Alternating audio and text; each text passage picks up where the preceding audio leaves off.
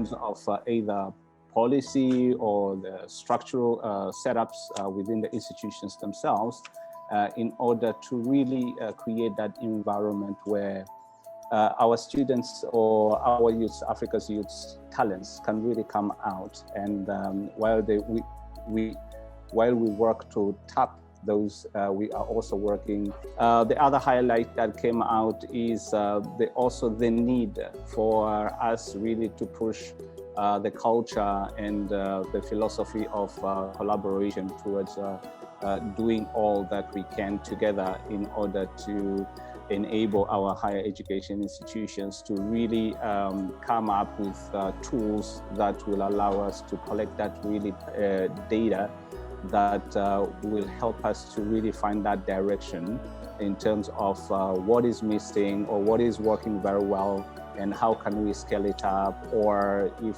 there's a gap that is missing, then what can we do together to make sure that we close that gap. And that this is something that has been quite a challenge, especially in Africa. And I'm really, really, really happy to see that through the discussions, these kind of things really came out in the discussions, and some of the strategies really were quite interesting, especially sometimes we may be somewhere thinking like certain strategies or certain ecosystems do not exist in certain places. But, as you start to collaboratively share experiences and communicate and discussions, you kind of start to realize that some ecosystems are already here. So the only job that is left is for us to tap into that and see how we can to work together to replicate it elsewhere. From the first day, actually, then we moved now to the next tracks within our convening this year. And as you know, as it was communicated, for 2021, convening was actually set up in a more strategic and innovative way in order to really direct the discussions during the convening. And what we are actually hoping for this time is to stop the culture of always talking in terms of theory. What we are really targeting is to see really, we already know certain gaps in different areas or different sectors already exist. So what really do we need to do to close that gap? And the most question that we are really looking for is the how to close. What are those strategies? If not, then let us create them. Or if they do, where do they exist? And how can we really take them and then replicating them elsewhere where they actually really need it? With that said, so the next session actually that followed the plenary was the employability track, which is one of the track that was part of this convening. And what really that we were really looking at in this track is to see how our higher education institutions are ready in terms of skilling the youths, or let's say the students, in making them, making them employable. And as you know that the labor market is always changing, is always dynamic. The needs of the employment market will never stay stable or will never stay the same. So in this track, what we're really looking at is to see how higher education institutions could really leverage, for example, partnerships, let's say, with the industry, and really engage the industry in terms of offering information in terms of data, what kind of skills are currently in high demand now, and given the experiences, where is the market going? What kind of the skills or competencies employers will be interested in? And these are the things that we're really trying to tap. And all this is to work in collaboration. Both you have higher education institutions, you have communities, as well as the industry itself, meaning employers. And how can they really create that ecosystem that is needed to always work around in symbiosis in terms of making sure that we are always current as higher education institutions in order to bring in students and giving them the skills that as soon as they come out, they are readily absorbed by the job market. So with that said, some of the highlights that really came out When the discussions actually went on, some of the challenges that were observable, or some participants from different countries, different institutions, and different industrial areas or industrial fields, the challenges that came out included, and these are not limited to what we're presenting here now. The first was the building of responsive career development systems, where institutions really were in disconnect in terms of what they are skilling students compared to what the employment market actually is demanding. Then the second was the ways to track data. And as most would agree with me, Africa is facing a lot of challenges, especially when it comes to data. And data is something that is very pertinent, especially in terms of creating and driving an agenda. So in order to make informed decisions or to really decide on different programs that could have that impact really that we need data, because data offers us the freedom to really know what is missing out there and how can we really tackle that problem. So this is one of the things or one of the issues that participants also really highlighted to be one of the challenge. But since we were really not going to really end there during this convening, what we're actually looking is how now? Okay, these are the challenges. So how can we really fix, or how can we really bridge this gap? So in terms of the solutions that were shared, the first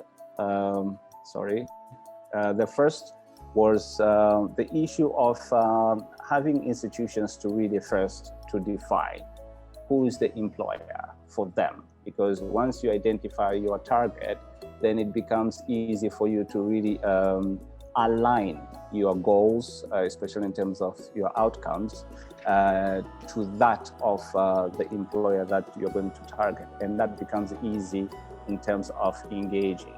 Because sometimes when we want to push an idea towards an area which is not really conducive, or which is really not aligned or attuned with what we really want to accomplish, I think that is when that relationship never works. So participants felt like institutions really need to have that keen mind and directional focus to really know who the employer for them is. And then once they can achieve that, then it becomes easy to know who to engage first and then who to engage second. The other thing that really came out as the key highlights was the aligning of KPIs with key employment competencies outcomes. So when we set KPIs for institutions, the key performance indicators, participants felt like sometimes our KPIs are really not, they are not also aligned with some of, the needs of the employment market. So one of the strategies that really came out was to identify these KPIs by collaborating with employers.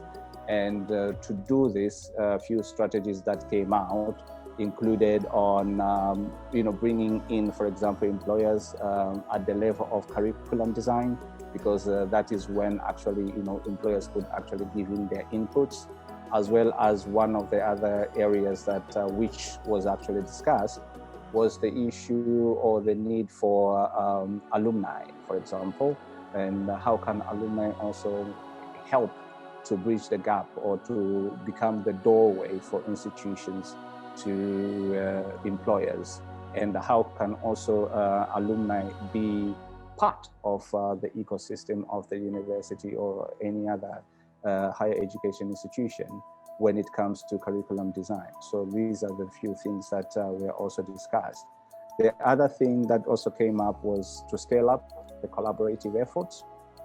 And I'm really, really happy and encouraged, especially to see within the education collaborative ecosystems that we can now start to see we are having now those collaborations, be it in terms of sharing experiences or best practices when it comes to designing competency-based models, or if it is in research or any other field, through the education collaborative, we can actually start to see that we are having those, we are making that momentum. But as you know, they normally say baby steps, but either way, as long as you're moving forward, it's an encouraging site to actually be involved in. So I'm really looking forward to that. Having said that, the other track that we really focused on during this convening was the entrepreneurship track. And the entrepreneurship track, in a nutshell, what we are really trying to bring people together to discuss is on how to create those ecosystems that within any higher education institution, that the talents of our students can really come out. You know that the private sector or the government sector or the public sector cannot necessarily absorb everybody. So the entrepreneurship track looked at how can we create an environment where the talents of our students in Africa, which actually we don't lack, we have a lot of talent, how can we really create that environment for them to really excel, especially in the areas of their strengths? And the idea is as soon as they come out of our university systems, basically they become the creators of jobs and they don't go to seek jobs. So this is one of those models that we are trying to really push forward in terms of universities can be, the doorway for people to get the skills, to get jobs, or to get the skills to create jobs. So that's something that we were really actually focusing on. And as you can see that one of the challenges that that really came out during the discussions, it was the lack of coordination, especially in terms of programs and how do they really fit, for example, the needs of what the continent actually wants. For example, currently, and how can these rewards really be brought out? And this actually has another unintended benefit if we can really understand and learn how to solve this problem, where you will see that most of our talent, African talent, will actually be encouraged if we can really manage to get this to stay within the continent. And as many will know that, or will support, to say that, Africa has been for long in facing the problem of brain drain, especially when we have a lot of our talents here in the continent really going abroad. So this actually emanates from these challenges, some of these challenges. And if we can really overturn this issue, I think it will become a quite productive environment, especially within the African education institutions. So some of the solutions shared, one was to building centers to coordinate and streamline activities for higher education institutions. Yes, it's true. In many of the institutions, these things do not exist. But the beauty of bringing everybody together, especially across the continent, as I mentioned earlier, sometimes we think certain systems do not exist, hence we really don't know how we can localize them. But through this collaboration, through the collaborative, especially the initiative to bring everybody, it was apparent that for some institutions, and some are quite evident, for example, Ashesi University already has an ecosystem that is really working very well. And these are some of the examples that we all and other institutions also could really learn from and take and see how they can be localized within their own institutions. And some strategies that were shared, how to do so. The details of each strategy for each solution will be shared in details later, because of in the interest of time, we wouldn't actually have more to go into, especially into those. So we're going to share more details, especially in the working document for the convening once we're done. So the other issue that was brought up was the issue of funding, of course. And here, actually, you'll see that it was also something that was cross-cutting, where, for example, to push or to build, to construct these entrepreneurial ecosystems within our institutions, we also need funding.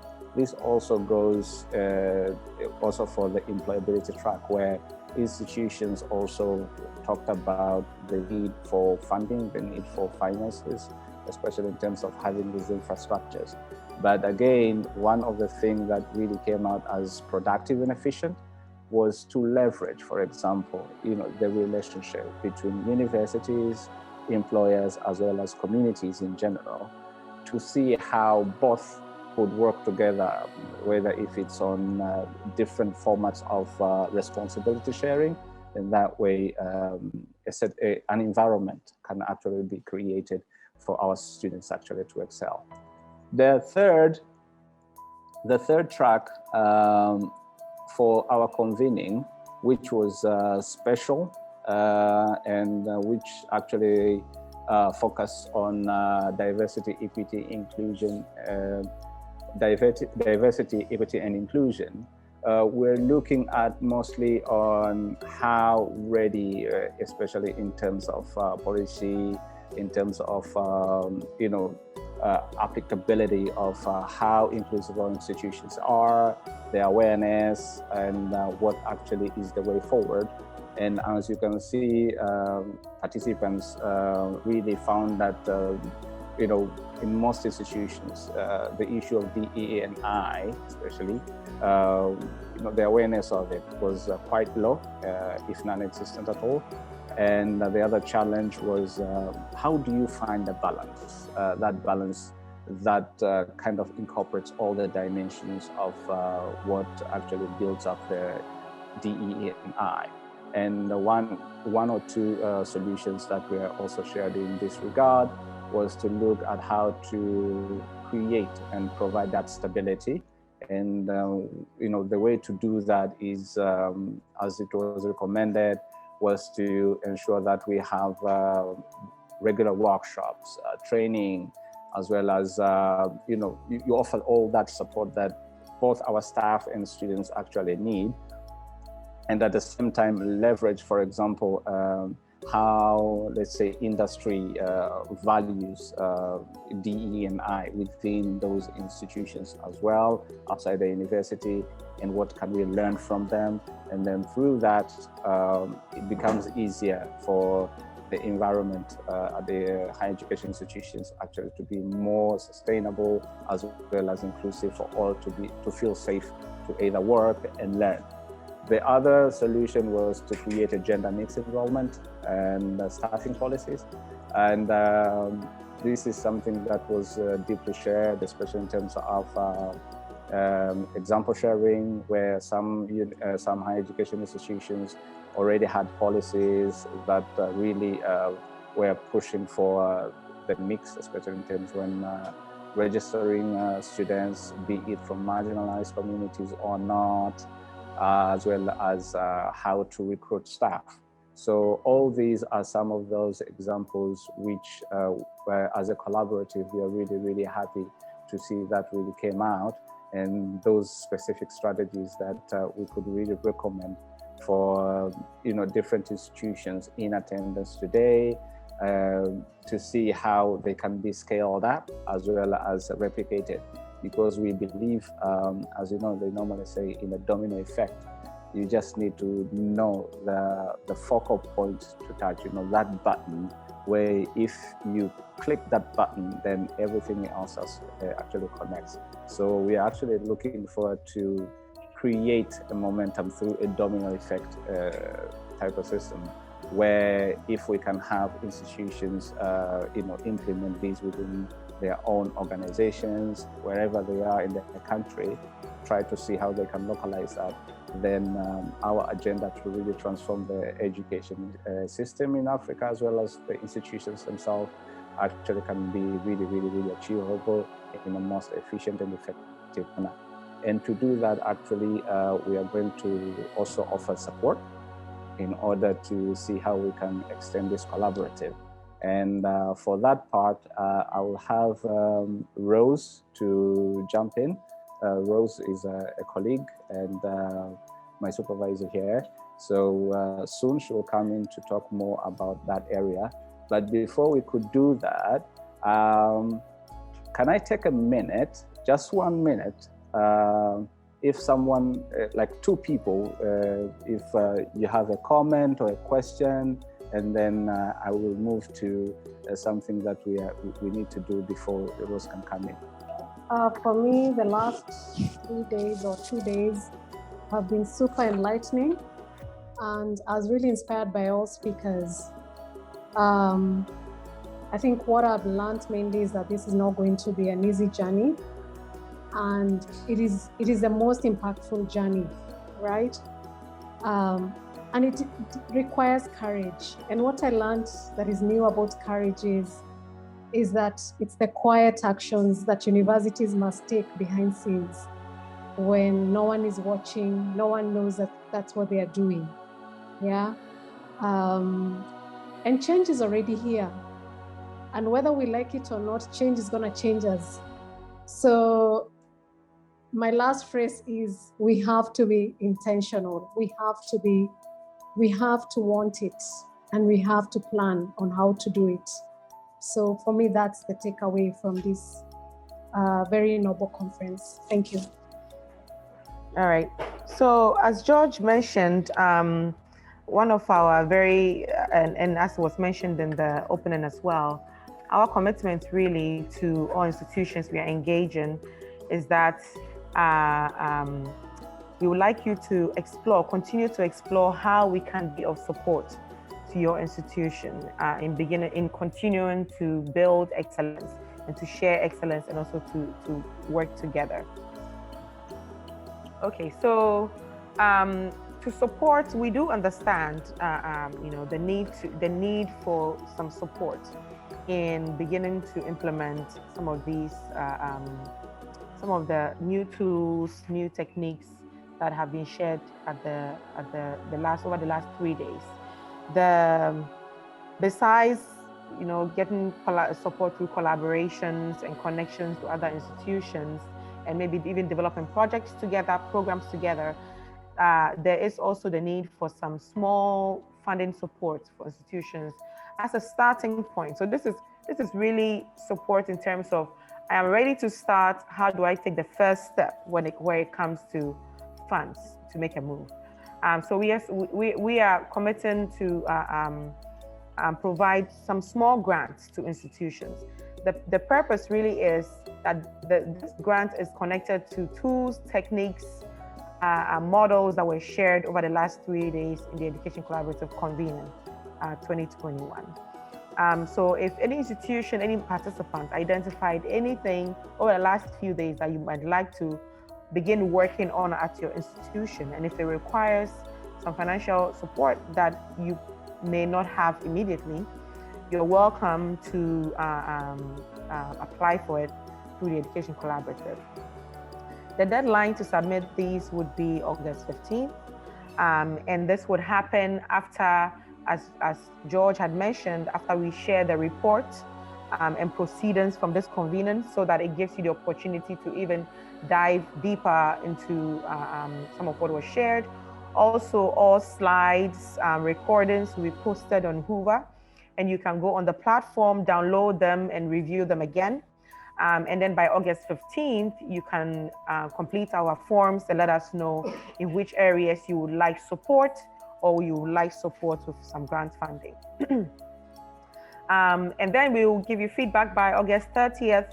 And then if there's any further reviews, that should happen by September 15th.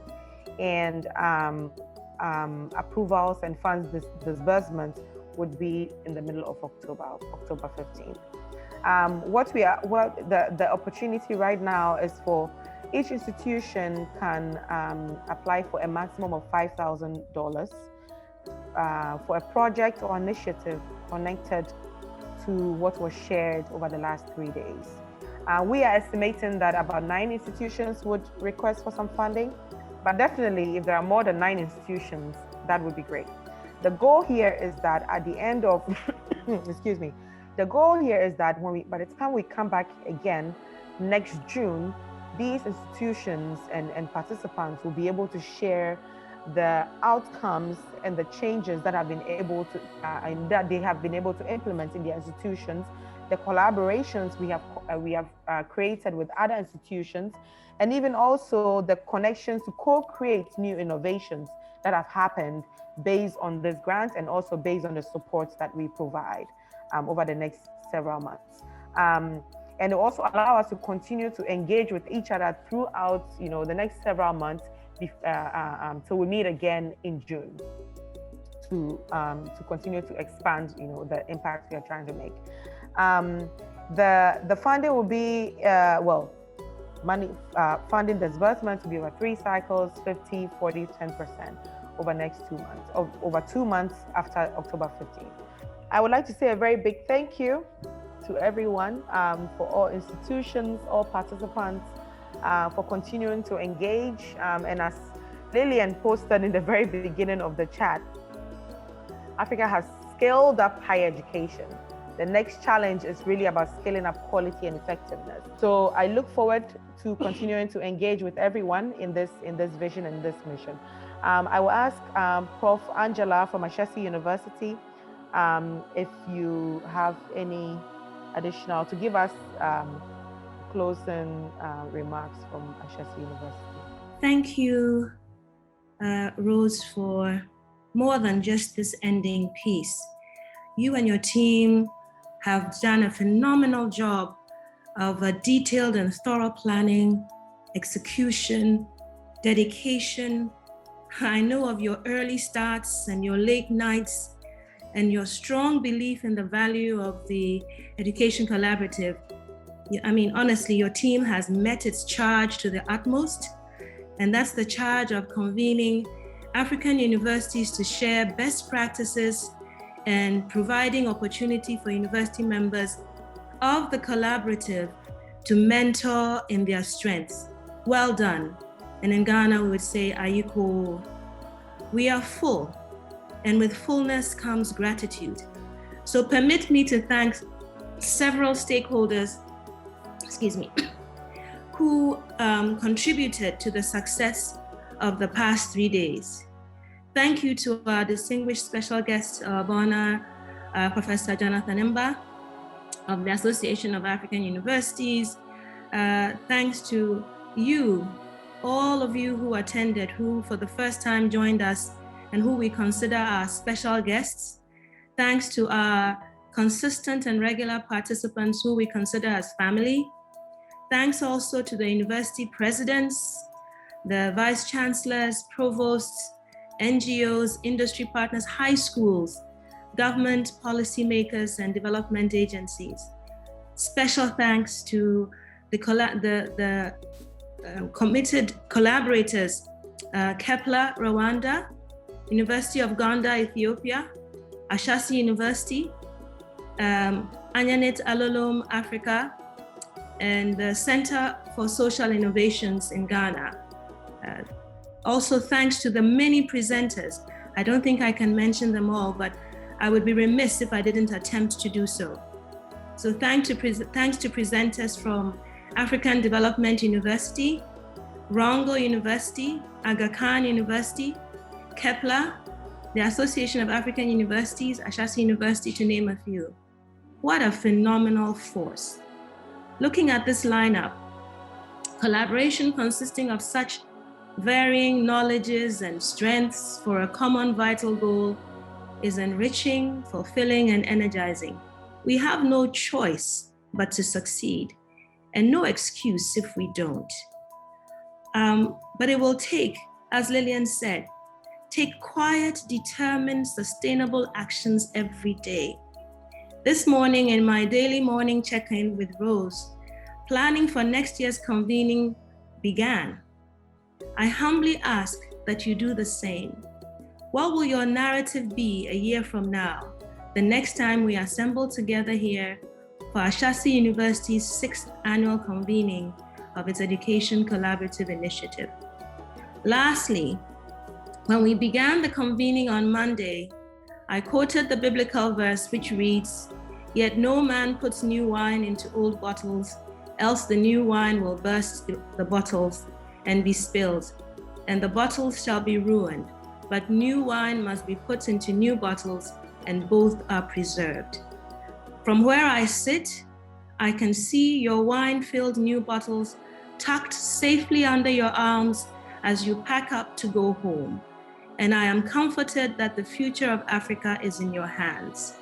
With your permission, the 5th convening of the Education Collaborative is officially ended, and we look forward to meeting you again next year. Thank you for being the collaborative. Thank you.